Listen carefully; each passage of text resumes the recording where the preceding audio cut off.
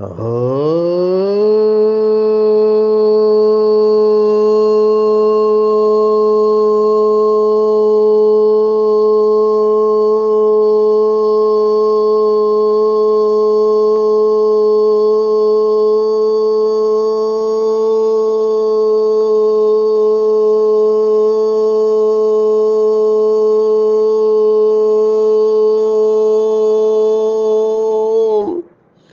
शांति।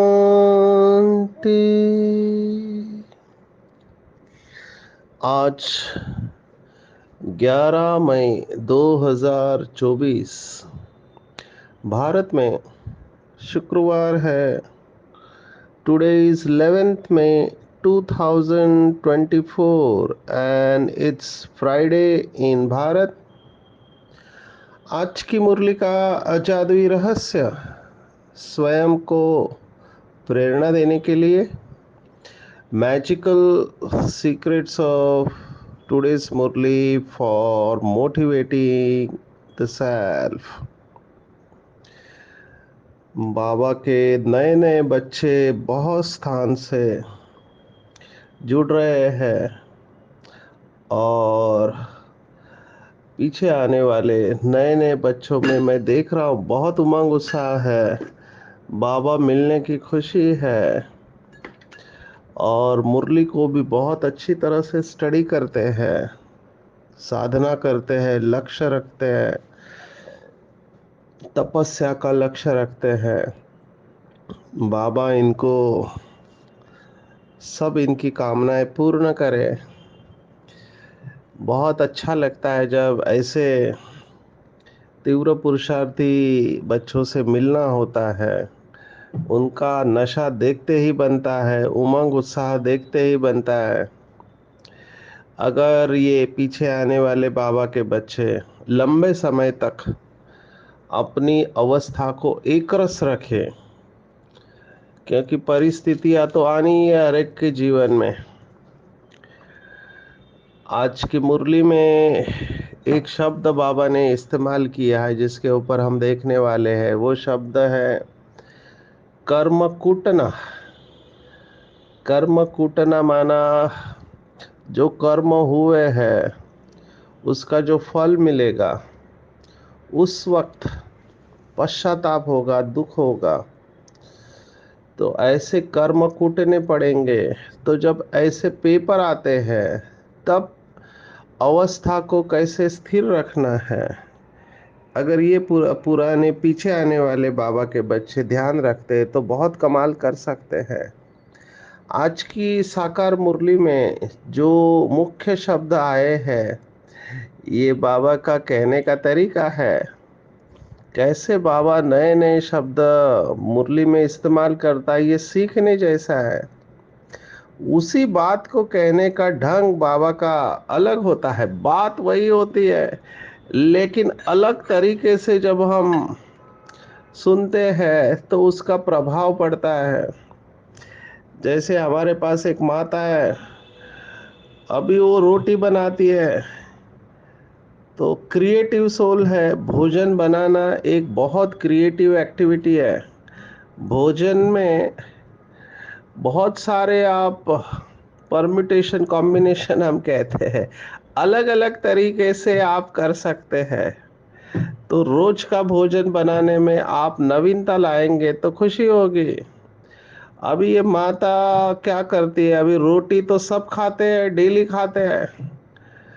तो उसने प्रश्न पूछा रोटी गोली क्यों होती है। तो रोज गोल नहीं बनाने का, क्योंकि गोल वो एक शेप देख के उसका अलग प्रभाव पड़ता है मन के ऊपर। तो वो कभी रोटी को त्रिकोण में बनाती है, ट्रायंगल में बनाती है, कभी रोटी को वो स्क्वायर में बनाएगी, चौकोन में बनाएगी।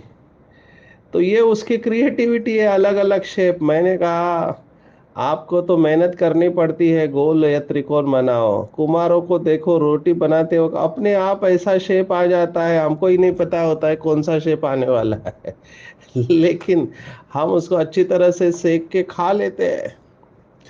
तो ये क्रिएटिविटी का बारे में मैं कह रहा था कि नया शब्द इस्तेमाल करना ये बाबा से सीखे कोई। आज के मुरली में बाबा ने कहा कि सुलटा और उल्टा अभी ये शब्द समझने जैसा है, सुलटा और उल्टा, हम इसको देखने वाले हैं। फिर बाबा ने सतयुग और कलयुग के जो पर्यायी शब्द है उसकी जोड़ियां बताई है।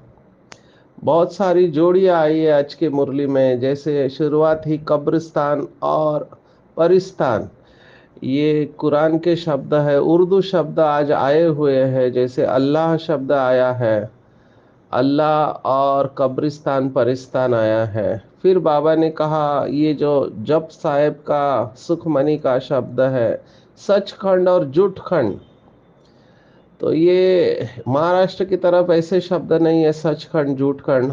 हमारे इधर शब्द है स्वर्ग और नरक। तो हर एक एरिया में, हर एक धर्म में अलग अलग शब्द इस्तेमाल किए जाते हैं।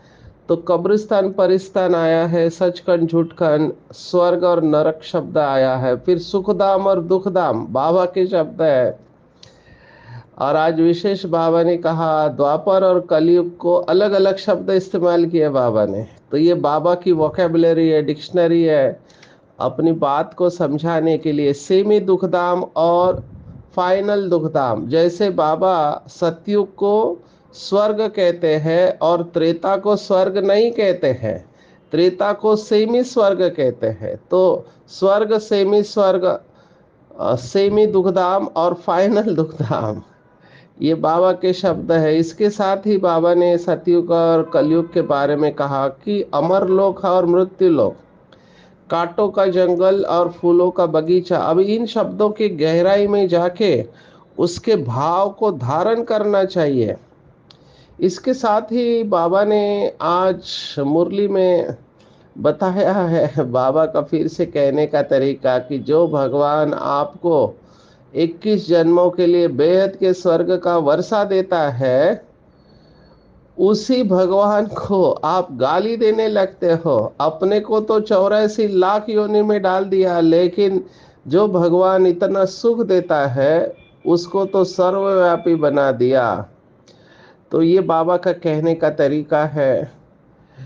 इसके अलावा बाबा ने मुरली में वरदाता, मास्टर वरदाता जो बच्चे होते हैं उनके भाग्य के बारे में वर्णन किया है। समय की रफ्तार के अनुसार पुरुषार्थ की रफ्तार को तीव्र बनाने को कहा है। हम शुरुआत करेंगे, मेरा फेवरेट शब्द है जो मेंटल हेल्थ के साथ जाता है। मैंने अभी मेंटल हेल्थ के ऊपर ट्रेनिंग देना चालू किया, क्योंकि डे बाय डे मैं ये महसूस कर रहा हूँ कि मानसिक स्वास्थ्य बिगड़ते जा रहा है। अभी हर सेंटर पर मैं जा रहा हूँ, मुझे एक दो बाबा के बच्चे मिलते ही है जो दुखी है, परेशान है। देखो, भगवान मिलने के बाद भी ये अवस्था है। और इस सब का कारण अगर जड़ में देखो तो कहीं ना कहीं अटैचमेंट होती है, मोह होता है अपने शरीर से या किसी और के शरीर से। फिर वो बच्चा हो, बूढ़ा हो, तो इससे दुखी होते हैं, अपने संस्कारों के वजह से दुखी होते हैं, परिस्थितियों का इफेक्ट आया हुआ रहता है। अभी इसमें किसी का दोष नहीं है। आज के मुरली का एक और शब्द जो मैं मेंटल हेल्थ की ट्रेनिंग में बताता हूँ, मैं उसके ऊपर भी आने वाला हूँ, वो शब्द है निर्दोष। एक है निर्दोष और दूसरा होपलेस। ये दो शब्द हम देखने वाले हैं। बाबा ने हमेशा मुरली में कहा है कि बच्चे होपलेस जो हो गए अभी इधर इस समय दुनिया में, उनके अंदर होप पैदा करो। लेकिन अंदर से हमेशा ध्यान में रखना कि ये दुनिया अभी होपलेस है। होपलेस माना कोई भी आशा नहीं रखे, होप माना आशा, और होपलेस माना कोई भी आशा नहीं है। जैसे कोई व्यक्ति मरने पर आता है तो लोग समझते हैं कि अभी होपलेस केस है, ये बच नहीं सकते हैं। कई बार ऐसे केसेस आते हैं कि पता है ये बचने वाला नहीं है, फिर भी वेंटिलेटर चालू रहता है। तो लोग राह देखते हैं 5 दिन, 10 दिन, 15 दिन, और फिर उनको निर्णय लेना होता है, क्योंकि वो वेंटिलेटर के वजह से ही जिंदा है। अंदर सब नुकसान हो चुका है, ब्रेन ऑर्गन्स डैमेज हो चुके हैं। तो फिर डॉक्टर्स उनको बताते हैं कि आप डिसीजन ले लो कि हमको ये वेंटिलेटर कंटिन्यू करना है या फिर इसको निकाल देना है, क्योंकि वेंटिलेटर मशीन निकाल दिया तो वो आत्मा शरीर छोड़ने वाली है। तो कई लोग भावना में आके राह देखते रहते एक एक महीने तक। जिनके पास धन होता है वो तो रखते हैं, क्योंकि वेंटिलेटर प्राइवेट हॉस्पिटल में इसका भी खर्चा होता है। तो ये बहुत डाइसी सिचुएशन होते हैं। देहदारी से प्यार भी होता है और एक झूठी आश भी रहती है कि ये वापस आएगा, लेकिन फैक्ट कुछ और कहते हैं। ऐसी एक बहुत चैलेंजिंग सिचुएशन आती है जब कोई व्यक्ति कोमा में जाता है। अभी कोमा में जाने के बाद कितना समय रहा देखने का, क्योंकि वो कोमा से बाहर आएगा नहीं आएगा हमको नहीं पता। आप सोचो, सचमुच में मैं कमाल देखता हूँ घर वालों का या ऐसे कोमा वाले व्यक्ति की सेवा करने का। लोगों का धीरज धीरे धीरे खत्म हो जाता है। और कितना समय तक कोमा, ऐसे केसेस है कि सालों तक कोमा में पड़ा है, रोज उसकी सेवा करनी है। आप सोचो, मुंबई में एक केस हुआ जो बहुत फेमस हुआ। एक नर्स ऐसे ही कुछ कारणवश कोमा में गई, तो उनके सभी साथियों ने उसकी सेवा की। वो अनेक वर्षों तक कोमा में थी। आप सोचो, 20-25 साल कोई कोमा में रहता है तो रोज उसको फीड देना, उसका स्पंजिंग करना, ये बहुत बड़ी सेवा है। इसके लिए बहुत पेशेंस रखता है। तो ऐसे कई सालों तक कोमा में जाते हैं। कुछ लोग इसमें से बाहर आते हैं। मेरे पास ये भी केसेस है, 2 महीना 3 महीना कोमा में रहकर बाहर आ गए। अभी वो 3 महीने में कहाँ गए थे, क्या किया उस आत्मा को, उनको याद नहीं है। लेकिन आप सोचो, कितना आत्मा कड़ा हिसाब किताब चुक कर रही है। मशीन के ऊपर है, 3 महीना उसमें से बाहर आती है। तो डॉक्टर समझते हैं कि होपलेस केस है, घर वाले भी समझते हैं होपलेस है। होपलेस माना जाने वाला है। बाबा आज कह रहा है ये सभी दुनिया अभी होपलेस है, क्योंकि एक दूसरे को मारने के राह देख रहे हैं, एक दूसरे के प्रति ईर्ष्या है। बोलने वाले कहते हैं कि इस समय किसी को जलाने की जरूरत नहीं है, क्योंकि लोग एक दूसरे से ही इतना जल रहे हैं और राह देख रहे हैं। बाबा ने कहा विनाश वाले तैयार है कि कब हम इस दुनिया का विनाश करें, लेकिन केवल तुम बच्चों के लिए रुका हुआ है विनाश, क्योंकि बच्चे अभी तक तैयार नहीं हुए हैं। तो बाबा ने बहुत मुरली में कहा कि समय को अपना शिक्षक मत बनाओ। कुछ लोगों का ये मानना होता है कि समय पर जब लड़ाई चालू हो जाएगी तब हम पुरुषार्थ करेंगे। अपने को ठग रहे हैं, क्योंकि उस समय कुछ हो नहीं पाएगा।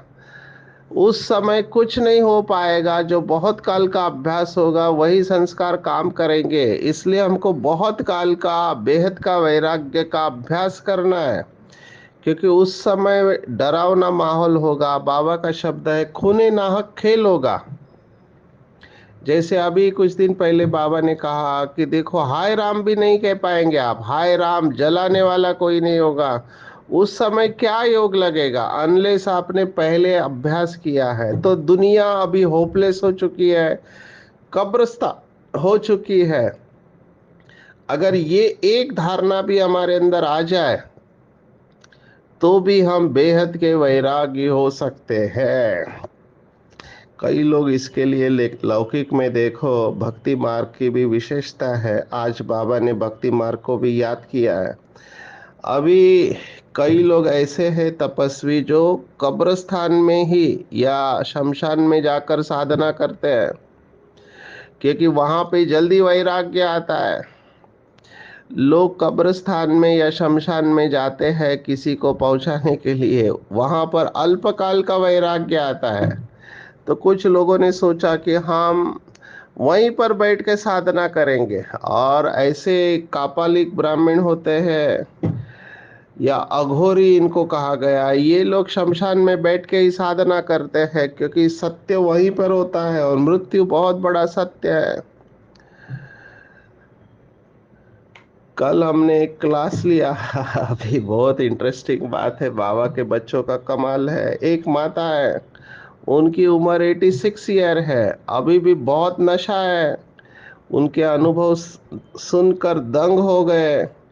अभी वो सीढ़ियों से चल के आती है और हर प्रश्न का जवाब उनके पास है। बाबा से सच्चा प्यार करती है। और उसने बहुत अच्छा कहा, रोज का उसका बाबा के साथ का रिश्ता डिसाइडेड है। सोमवार मंगलवार कौन से संबंध से बाबा को याद करना है, माता पिता बंधु, गुरुवार को सदगुरु है, फिर सखा है। ऐसे हर हर दिन वो बाबा के साथ नया नया अनुभव करती है। तो मैंने क्लास में सबको कहा कि शरीर छोड़ने के लिए तैयार है, तब उस माता ने कहा नहीं, मैं अभी शरीर छोड़ना नहीं चाहती हूँ।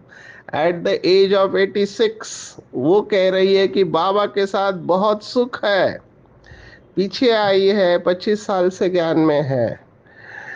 तो लोग जाना नहीं चाहते हैं और हमको पता है कि जाना तो पड़ेगा, उसकी तैयारी करनी है।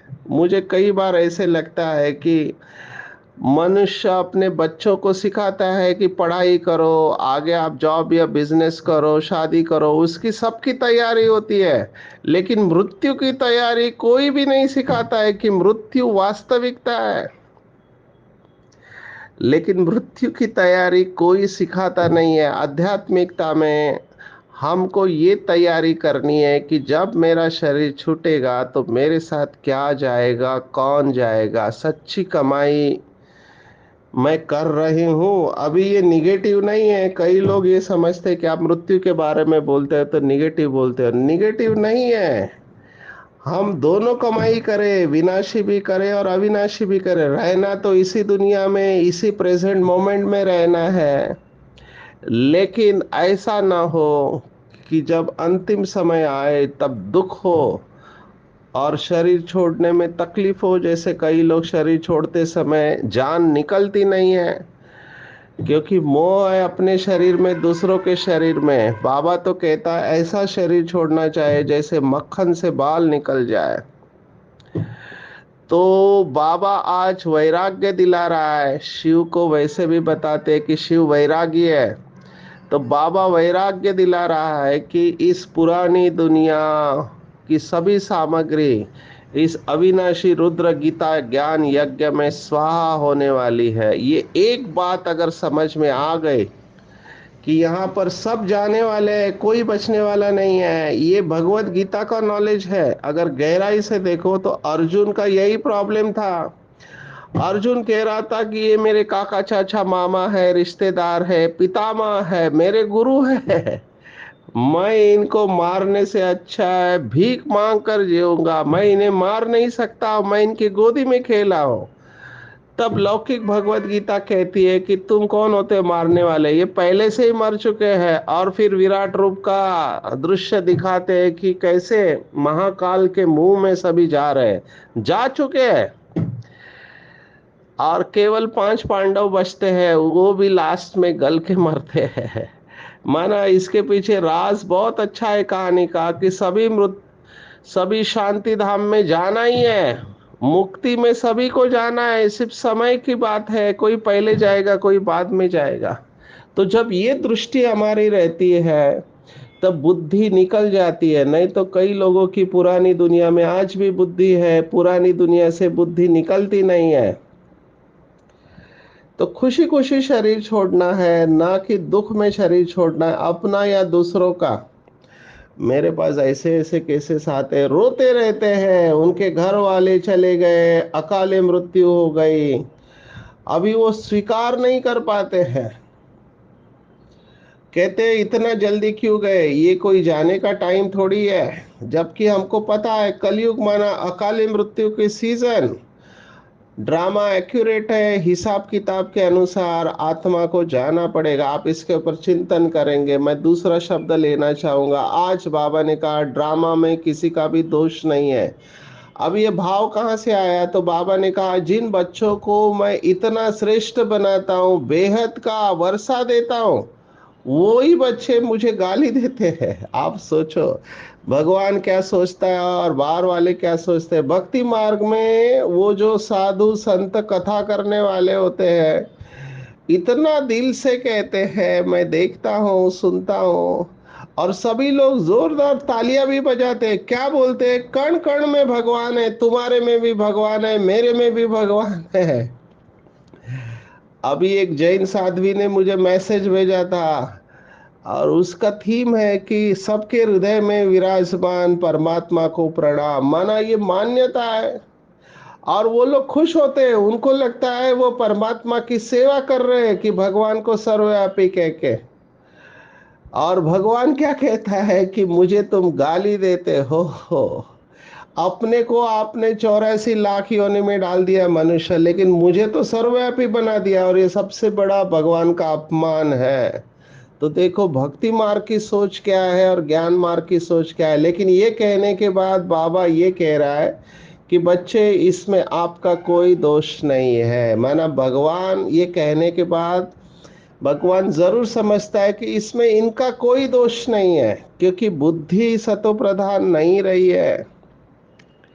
तो ये जो निर्दोष दृष्टि जो बाबा की धारणा है, अगर ये हमारे अंदर आ जाए तो अवस्था बहुत खूबसूरत बन जाएगी कि इस संसार में किसी का भी कोई दोष नहीं है। यज्ञ में ऐसी बहुत सारी घटनाएं हुई, और बाबा के महावाक्य यज्ञ में फेमस हो गए। सभी पुराने भाई बहनें जानते हैं, जब हमारी आदरणीय मनमोहिनी दीदी का शरीर छूटा, तो डॉक्टर भगवती न्यूरोसर्जन, उन्होंने ब्रेन ट्यूमर का ऑपरेशन किया था, और उसके बाद आदरणीय मनमोहिनी दीदी जी का शरीर छूटा। तो कई लोगों को लगा डॉक्टर की गलती है, डॉक्टर भगवती से कोई गलती हो गई होगी। तो बाबा ने जवाब दिया, न भगवान का दोष न भगवती का दोष, ये ड्रामा की भावी है। तो ये निर्दोष दृष्टि जो है, ये बाबा ने मुरलियों में शब्द इस्तेमाल किया। अव्यक्त मुरली में भी एक मुरली में कहा था, अगर प्रसन्न रहना है सदा तो दो भावनाएं, निर्दोष दृष्टि और निस्वार्थ भावना। माना किसी का भी कोई दोष नहीं है और मुझे कुछ नहीं चाहिए। ये दो धारणाएं हमारे अंदर आ जाए तो अवस्था बहुत सुंदर बाप समान बन जाएगी। तो इसके ऊपर भी चिंतन करेंगे, क्या मेरी दृष्टि निर्दोष है? क्योंकि दोष आपने देखा, दोष देखते ही अवस्था खराब हो जाएगी। क्योंकि दोष देखा, चित्त पर रखा, तो वो चित्त पर रहेगा नहीं, वो वर्णन में भी आ जाएगा। तो दोष को देखना, चित्त में रखना, उसको वर्णन करना, इससे बुद्धि मैली हो जाती है, चित्त मैला हो जाता है, और फिर योग लगेगा नहीं। तो किसी का दोष देख के, ड्रामा का भी देहदारियों का भी दोष का चिंतन नहीं होना चाहिए। अगर समाना ही है तो रहम के रूप में उसको समाना चाहिए। जैसे बाबा के महावाक्य जो मैं हमेशा याद रखता हूँ, मुझे बहुत मदद मिलती है कि कोई परवश है तो परवश आत्मा के ऊपर गुस्सा नहीं आता है, रहम आता है। तो कोई बीमार है, जैसे आजकल मूवीज में भी दिखाते हैं, ये मुन्ना भाई एमबीबीएस करके मूवी आई थी बॉलीवुड में, उसमें कोई अगर गलत काम करता है तो वो गांधीगिरी शब्द इस्तेमाल किया है उन्होंने। गांधीगिरी, गांधीगिरी मतलब क्या? तो वो उसको बुके जाकर देते हैं, गुलाब का फूल देते हैं और बोलते हैं गेट वेल सुन, जल्दी ठीक हो जाओ। अब ये पॉजिटिव तरीका है। तो बाबा कह रहा है निर्दोष दृष्टि रखो, किसी का कोई दोष नहीं है, और निस्वार्थ भावना रखो। ये दो धारणा हो गई तो बहुत बहुत सुखी हो जाएंगे। फिर आज बाबा ने और एक शब्द इस्तेमाल किया, अच्छे व बुरे संस्कार आत्मा में ही होते हैं। ये इसलिए कहा क्योंकि भक्ति मार्ग की बहुत डोमिनेंट मान्यता है कि आत्मा निर्लेप है। ये भी बहुत लोग कथावाचक बहुत स्ट्रांगली बताते हैं कि आत्मा कोई कर्म पाप कर्म करती नहीं है, जबकि बाबा कह रहा है आत्मा के ऊपर ही लेप शेप चढ़ती है। इसलिए हमारे 7 डेज कोर्स में हम ये शब्द इस्तेमाल करते हैं, पापात्मा, पुण्यात्मा, देवात्मा। तो ये कर्मों के आधार पर ही है, लेकिन वो समझते हैं कि आत्मा निर्लेप है, और बाबा यही सब बातें बुद्धि से निकाल रहा है कि अच्छे व बुरे संस्कार आत्मा में ही होते हैं। एक व्यक्ति होता है जिसको मिलने के बाद लोग कहते हैं कितना अच्छा व्यक्ति है, और एक व्यक्ति होता है जिसको मिलने के बाद लोग कहते हैं इससे दूर रहे तो अच्छा है, क्योंकि उसके वाइब्रेशन सुख देने वाले होते हैं, किसके वाइब्रेशन दुख देते हैं।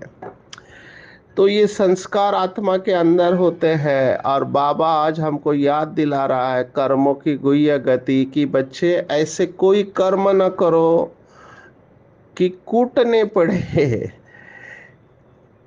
जेल में कई बार हम जाते हैं तो बाबा के बच्चे ये गीत बजाते हैं, वो गीत बाबा का कर्मों के ऊपर है, बहुत सुंदर है। कर्म करो ऐसे भाई तुम, पड़े ना फिर पछताना, पड़े ना फिर पछताना, क्योंकि हमको धर्मराज के सामने जाना है। आप यहाँ पर कितना भी दिखावा कर सकते हैं, लेकिन धर्मराज तो आपको ब्लैक एंड व्हाइट में दिखाएगा कि तुमने इस दिन में इस समय पर ये कर्म किया था। तो उसके सामने तो कोई छिप ही नहीं सकता है। ये जो ज्ञान की गहराई जिसको समझ में आएगी, वो कभी भी किसी से बदला लेने के लिए जाएगा नहीं, किसको दुख देने के लिए जाएगा नहीं, क्योंकि उसको पता है कि यहाँ से कोई कितना भी बचे, धर्मराज से कोई बच नहीं सकता है। इसलिए हमको अपने ऊपर बहुत अटेंशन देना है कि मेरे द्वारा ऐसा कोई कर्म न हो जिसके लिए मुझे बाद में पश्चाताप करना पड़े। अल्लाह पढ़ाकर हमें अल्लाह जैसा बना रहे हैं। अल्लाह शब्द बहुत अच्छा है, मुझे ये शब्द, जैसे हिंदी के शब्द हमने देखे, हरि कृपा और हरि इच्छा। हरि वैसे श्री कृष्ण को कहते हैं, लेकिन दुख हरने वाला शिव बाबा है। सतयुग को हरिद्वार कहा गया है। तो हरि कृपा और हरि इच्छा ये हिंदू धर्म के शब्द है। हमारे मुस्लिम भाई बहने अल्लाह के साथ ऐसे शब्द इस्तेमाल करते हैं, इंशा अल्लाह। इंशा माना अल्लाह की इच्छा होगी तो ज़रूर होगा। इंशा अल्लाह, माशा अल्लाह, सुबहान अल्लाह, हर वक्त अल्लाह का नाम लेने की वो कोशिश करते हैं। जैसे हिंदू धर्म वाले जो कहते हैं राम राम राम राम, है ना, तो भाव एक ही है कि ऊपर वाले का नाम हमारे मुख में हो। अभी नाम लेने से कुछ नहीं होता है, उसके गुणों का अनुभव करना चाहिए। बाबा ने कभी नहीं कहा कि बाबा बाबा बाबा बाबा ऐसे मंत्र रटते रहो। बाबा के गुणों का और शक्तियों का हमको अनुभव करना है। ऐसे जो बाबा के निरंतर याद में रहते हैं, बाबा ने उनको कहा वरदाता बाप के वरदाता बच्चे। अभी कितनी बड़ी बात है, आप देखो भक्ति मार्ग में कहानियों में बताते कि उसको वरदान मिला कि जो चाहिए वो उसे मिल सकता है। तो बाबा ने कहा जो है ही वरदाता के बच्चे, उनके कदम में वरदाता से वरदान स्वतः ही मिलते हैं। वरदान से ही उनकी पालना होती है, वरदानों की पालना से ही पलते हैं। और वरदान का अर्थ क्या बताया बाबा ने कि बिना मेहनत श्रेष्ठ प्राप्तियां होना, इसे ही वरदान कहते हैं। आप सोचो हमने क्या किया, घर बैठे भगवान मिल गया, और केवल भगवान नहीं मिला, भगवान का पूरा वर्षा, सभी ज्ञान गुण और शक्तियां जो हमें हर परिस्थिति में स्टेबल करती है। तो बिना मेहनत के मिल गया, जन्म जन्म के प्राप्ति के अधिकारी बन गए। हर कदम में वरदाता का वरदान मिल रहा है, और सदा ही मिलता रहेगा। सदा ही मिला है और मिलता रहेगा। आप सोचो ये कल्प कल्प का श्रेष्ठ पाठ नोंद हो गया है। और ऐसी आत्मा के लिए दृष्टि से, बोल से, संबंध से वरदान ही वरदान है। तो चेक करेंगे क्या मैं वरदानी आत्मा हूँ, और क्या मेरा पुरुषार्थ समय की रफ्तार के समान चल रहा है। जैसे ड्रामा आगे बढ़ रहा है, स्पीड बढ़ते जा रही है, जैसे मनुष्य के संकल्पों की गति बढ़ रही है, ड्रामा की गति भी बढ़ते जा रही है। कुछ समय पहले, मुझे काफी साल हो गए, बिल गेट्स ने एक बुक लिखा है business at the speed of thought. अभी स्पीड ऑफ थॉट पे लोग काम कर रहे हैं। ये ड्रामा की गति है, स्पीड है, तो हमारे पुरुषार्थ की गति भी तीव्र होनी चाहिए। ड्रामा की पटरी पर हमको अटल रहना है। बाबा जैसे अपकारी के ऊपर उपकार करते हैं, हमको भी बाप समान बनना है। आज की पूरी मुरली में टेक होम अगर आप मुझे कहो तो मैं कहूँगा कि ये पुरानी दुनिया होपलेस है, कब्रिस्तान है, सभी मरे पड़े हैं। तो यहाँ से बुद्धि निकालना है। हम उल्टे बने हैं, देह अभिमान में आकर फिर से बाबा हमें सुल्टा बना रहे हैं। तो ऐसे कोई कर्म नहीं करने चाहिए जिसका बाद में पश्चाताप करना पड़े। किसी का भी दोष नहीं है ड्रामा में, निर्दोष है। अपनी अवस्था को एक रस रखना चाहिए। हम वरदानी आत्मा है और हमारे लिए हर दृष्टि से, बोल से, संबंध से वरदान ही वरदान है। बिना मेहनत की सफलता है। और last so fast, fast so first आने वाले तीव्र पुरुषार्थी बाबा के बच्चे। अच्छा, ओम शांति।